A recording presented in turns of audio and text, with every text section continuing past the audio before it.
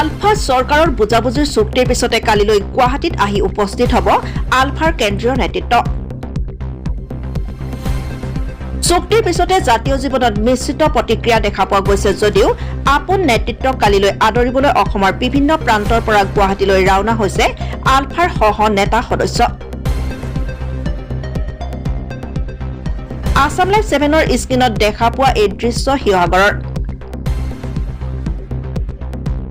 জলফাই ৰঙী পোছাকৰ মাজত এদিন নিজৰ জীৱন যৌৱন হেৰুৱাই দিয়া জননীৰ এইসকল সাহসী সন্তানে আজিও অন্তৰ ভৰি ভাল পায় স্বদেশ আৰু স্বজাতিক।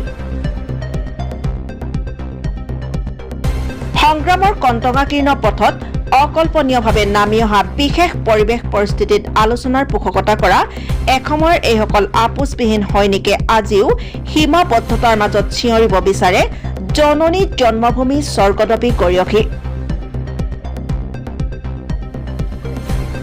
News desk report, Assam live 7।